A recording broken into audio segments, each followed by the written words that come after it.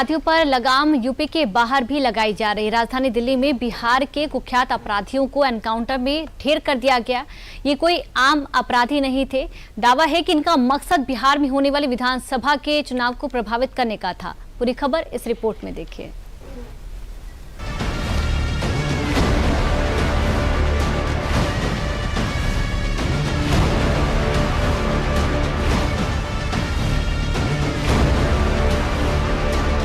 रात का सन्नाटा था। दिल्ली की सड़कों पर सिर्फ स्ट्रीट लाइट्स की हल्की हल्की रोशनी थी, लेकिन कुछ ही मिनटों में ये सन्नाटा गोलियों की गूंज में तब्दील हो गया। बुधवार की रात सन्नाटे में देश की राजधानी दिल्ली में सुनसान सड़क पर एक सफेद बलेनो कार दौड़ रही थी।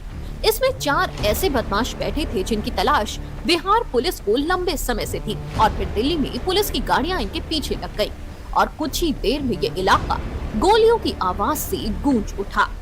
सड़कों पर सायरन बजने लगे, हवा में बारूद की गंध फैल गई और उसी के साथ अपराध की एक ऐसी शाखा खत्म हो गई जिसका असर बिहार से लेकर दिल्ली तक था। राजधानी दिल्ली के रोहिणी के बहादुर शाह जफर रोड और डॉक्टर अंबेडकर चौक के पास गूंजती गोलियों की आवाज ने ऐसी तस्वीरें दी कि सुबह जब फॉरेंसिक टीम मौके पर पहुंची तो नजारा किसी थ्रिलर फिल्म से कम नहीं था। चारों तरफ पुलिस की गाड़ियां, चमकती लाल बत्ती, जमीन पर पड़े कारतूस और एक सफेद कार जिसमें 4 बदमाश बैठे हुए थे। ये चारों अपराधी थे रंजन पाठक, विमलेश महतो, मनीष पाठक और अमन ठाकुर। रात के करीब 1 बजे इन बदमाशों का दिल्ली पुलिस और बिहार पुलिस की संयुक्त टीम से आमना सामना हुआ। ये मुठभेड़ करीब आधे घंटे तक चली और जब गोलियों की आवाज थमी तो चारों बदमाश गोली लगने से ढेर हो चुके थे। इस मुठभेड़ की कहानी की शुरुआत बिहार से हुई। सीतामढ़ी पुलिस को इन अपराधियों की लोकेशन दिल्ली में मिली थी। तुरंत बिहार पुलिस ने दिल्ली क्राइम ब्रांच को अलर्ट किया। लोकेशन ट्रैक किया गया तो सिग्नल रोहिणी इलाके में मिला। फिर क्या था, दोनों राज्यों की पुलिस टीम मिलकर ऑपरेशन में जुट गई। देखिए, बिहार में पुलिस ने हमें इन्फॉर्मेशन शेयर की थी। उनके यहाँ पर पिछले 3 महीने में करीब 5-6 वारदात हुई थी जिसमें मर्डर के केस भी शामिल थे। उनकी सूचना मिली थी। उनकी सूचना टेक्निकल इन्फॉर्मेशन भी कुछ सामने आई थी जिनका मूवमेंट दिल्ली में होना पाया गया।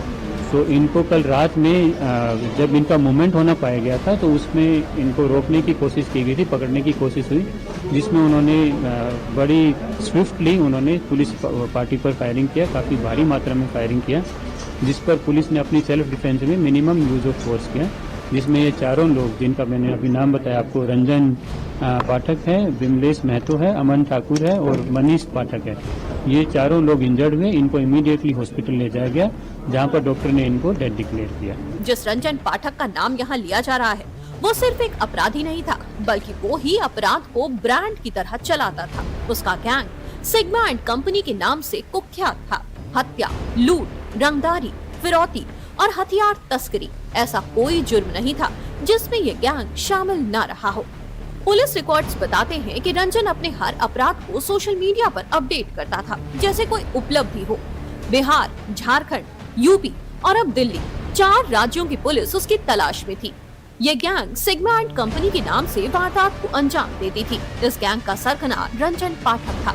इनका नेटवर्क बिहार से लेकर नेपाल तक फैला था। रंजन पाठक सीतामढ़ी में कई वारदात को अंजाम दे चुका है। रंजन पाठक ने सीतामढ़ी के कारोबारी की हत्या के बाद खुद का बायोडेटा मीडिया के लोगों को भेजा था। इस गिरोह के द्वारा हाल के दिनों में 5-6 घटनाएं एक के बाद एक कारित की गई हैं। सीतामढ़ी पुलिस काफ़ी इन घटनाओं को चुनौतीपूर्ण ढंग से लेकर इनके बारे में आसूचना संकलन कर रही थी। इस गिरोह के द्वारा घटना कारित करने के बाद नेपाल या दिल्ली या अन्य जगहों पे शरण लिया जाता था। तो बड़ा चुनौतीपूर्ण कार्य था, क्योंकि घटना को अंजाम देने के तुरंत बाद ये क्षेत्र छोड़ के बाहर चले जाते थे, फिर कुछ दिनों बाद घटना को अंजाम देते थे। और कुछ दिन पूर्व एक घटना हुई थी सीतामढ़ी में, जिसमें काफ़ी लॉ एंड ऑर्डर का प्रॉब्लम भी हुआ था। लोग रोड जाम वगैरह किए थे, काफ़ी आंदोलन भी किए थे, और ऑलमोस्ट हर महीने कोई ना कोई घटना को अंजाम इस गैंग के द्वारा दिया जा रहा था। और ये कॉन्ट्रैक्ट किलर्स थे, ये सुपारी किलर्स थे, सुपारी लेकर हत्याएं करते थे और इन्होंने अपने गिरोह का नाम सिग्मा एंड कंपनी दे रखा था। तो ये एक तरह से मतलब आप कह सकते हैं कि ये सिग्मा एंड कंपनी से ही संकेत मिलता है कि इनका क्या मंशा रहा होगा। तो ये प्रोफेशनल किलर्स थे। पुलिस अब रंजन गैंग के नेटवर्क की पड़ताल कर रही है। शुरुआती जांच में पता चला है कि ये गिरोह बिहार में रंगदारी और हत्या के मामलों के बाद दिल्ली भाग आया था। ये यहाँ किसी बड़ी वारदात की योजना बना रहे थे। इनके पास से कई अवैध हथियार, मोबाइल फोन और कैश बरामद हुए हैं। पुलिस अब फोन रिकॉर्ड और डिजिटल ट्रेल्स खंगाल रही है ताकि इन सिग्मा एंड कंपनी के बाकी सदस्यों तक पहुंचा जा सके। और ये सब कुछ रंजन पाठक के इशारे पर ही होता था, क्योंकि ये गैंग का सरगना था। रंजन पाठक के ऊपर 20 से ज्यादा केस दर्ज थे। इसमें हत्या, लूट, रंगदारी और अवैध हथियार तस्करी शामिल है। सीतामढ़ी में रंजन पाठक को डर का दूसरा नाम कहा जाता था। सोशल मीडिया पर यह अपने अपराधों की डींगे हाँकता था। इसने बिहार से दिल्ली तक अपने अपराध का नेटवर्क फैला रखा था।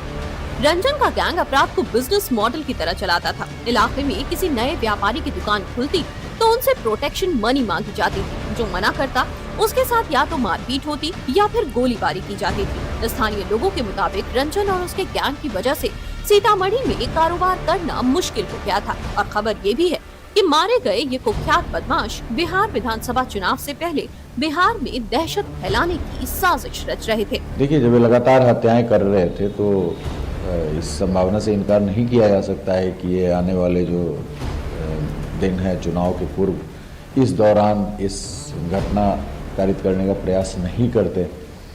हो सकता है दिल्ली में बाहर जाकर के प्लानिंग करते हैं, और प्लानिंग जब इनकी हो जाती है तो आकर के फिर अंजाम देते हैं। इसलिए इनकार नहीं किया जा सकता है, क्योंकि कई दिनों से दिल्ली में शरण लिए हुए थे। और गैंग का जो सरगना है रंजन पाठक,